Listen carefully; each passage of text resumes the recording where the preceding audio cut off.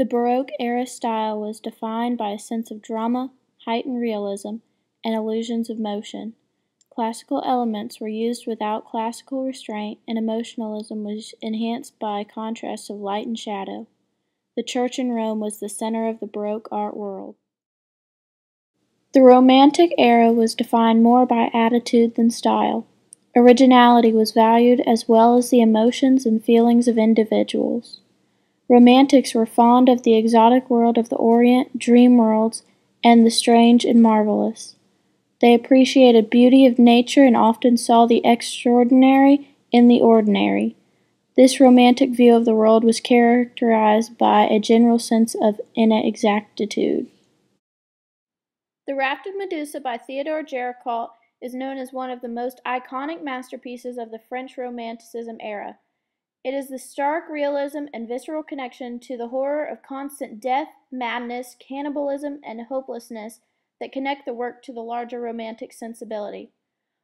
The Rape of the Sabine Women by Nicolas Poussin tells the legendary story of the men of Rome acquiring wives for themselves by kidnapping them from their Sabine neighbors. Both works are full of despair, horrifying explicitness, illusions of government negligence and corruption, and also provide the obvious feeling of movement and energy.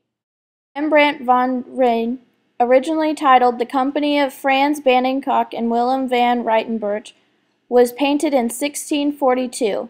The painting is a dramatic portrayal of Captain Cock's company gathered here in Baroque splendor to welcome Marie de Medici, the Queen of France.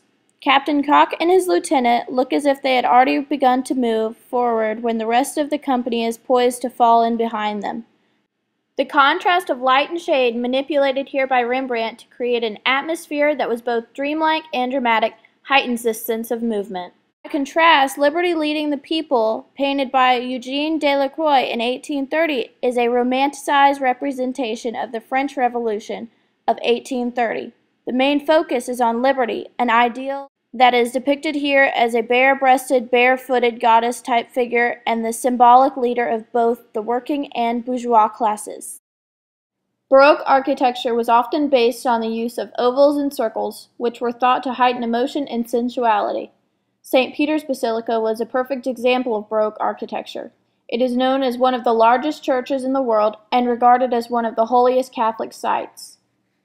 On the other hand, Romantic architecture typically features strong walls, sharp lines, and separate identities for each part of the building. Palace Garnier Opera House, designed by Charles Garnier in 1861 to 1875, is referred to as the most famous auditorium in the world and was one of the most prominent architectural masterpieces of its time.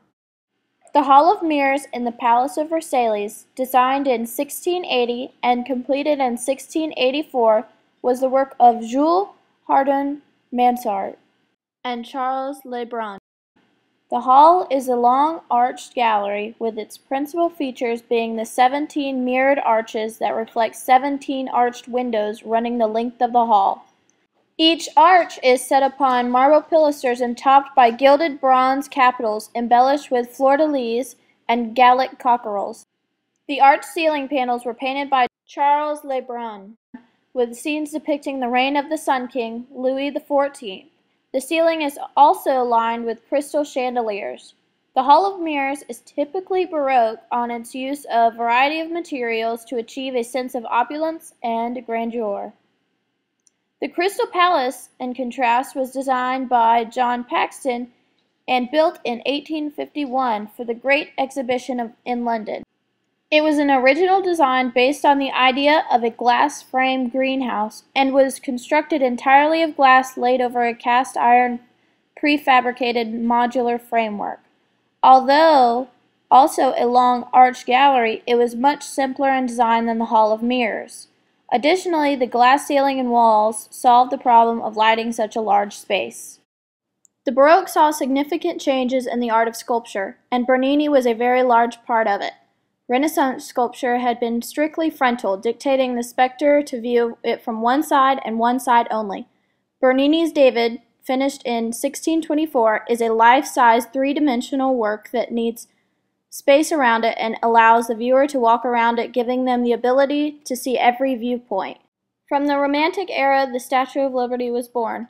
The statue, designed by Frederick Bartholdi and dedicated on October 28, 1886, was a gift to the United States from the people of France. The statue is of a robed female figure representing Libertas, the Roman goddess of freedom, who bears a torch and a tablet upon which is inscribed the date of the American Declaration of Independence, July 4, 1776. A broken chain lies at her feet. The statue is an icon of freedom and of the United States, a welcoming signal to all immigrants arriving from abroad.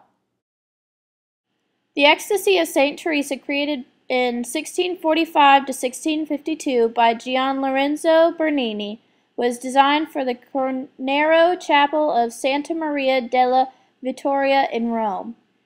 It is a theatrical depiction of a movement described by St. Teresa in the autobiography of her life. The presentation of the sculpture is even arranged as if it is on stage with boxes of sculpted figures on either side, observing the scene. The piece is said to exhibit a combination of sensual and spiritual pleasure. The Old Arrow Maker and His Daughter was created by Edmonio Lewis in 1872. Inspired by Longfellow's The Song of Hiawatha, it is studied in contrast between the male and female figures as well as the muscle structure of the young versus the old. The attention of the subjects seems caught by the presence of the observer.